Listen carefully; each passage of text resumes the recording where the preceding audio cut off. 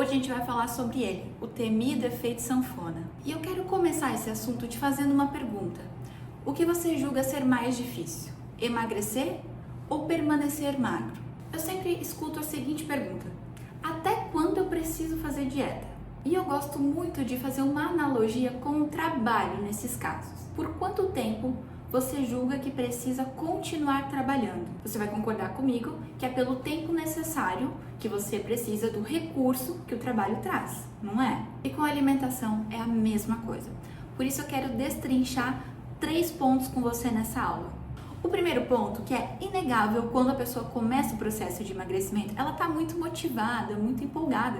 E quando começa a colher os primeiros resultados do processo de emagrecimento, essa motivação fica maior ainda. E a partir do momento que essa pessoa chega no objetivo, é comum que as furadas vão ficando mais frequentes. É natural que a gente vá relaxando com as permissões das exceções na nossa semana. Exceções repetidas vão trazendo aquele peso que outrora tínhamos eliminado. Por isso que nesse momento é muito importante fazer uma dieta de manutenção dos seus resultados. Você já passou por um período de restrição, então agora é o momento de mesclar o seu plano alimentar para que você consiga manter o seu peso perdido. Provavelmente você já conheceu ou já ouviu falar de uma pessoa que fez uma bariátrica ou uma dieta muito restrita e depois teve todo o reganho de peso. Sabe por que isso acontece?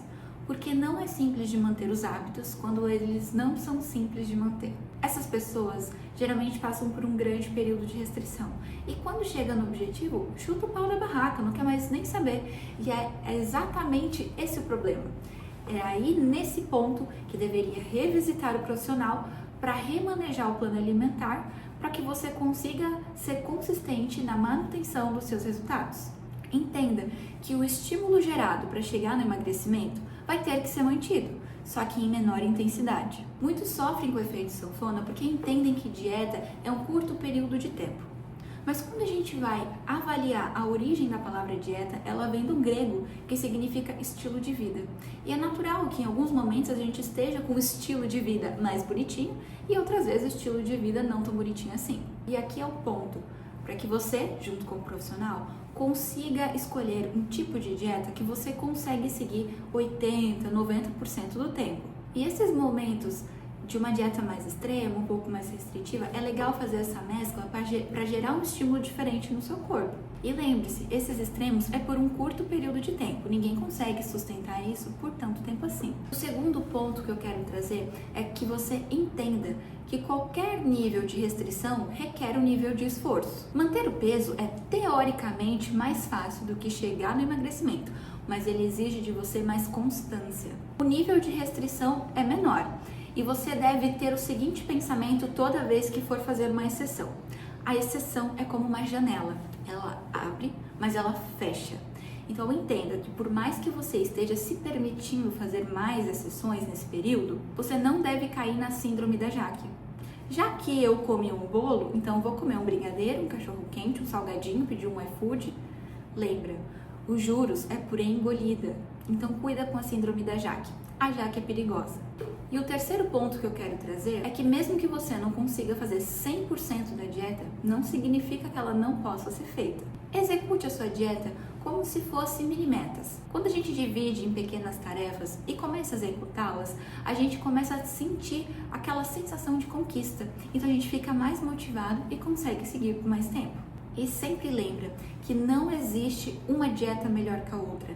A melhor dieta é aquela que você faz. Nesse momento de mudar os estímulos, de mesclar os tipos de dieta, é muito comum que as restrições sejam em níveis diferentes para cada pessoa.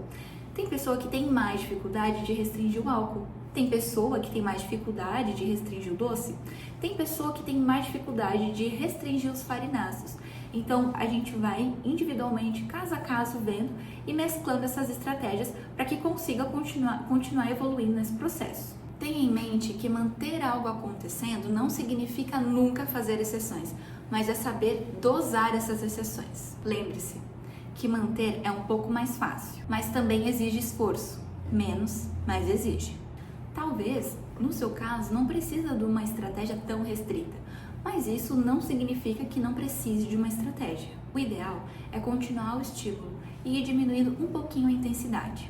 Eu quero finalizar essa aula te falando que se você simplesmente largar mão, você vai voltar daquele ponto inicial da onde partiu.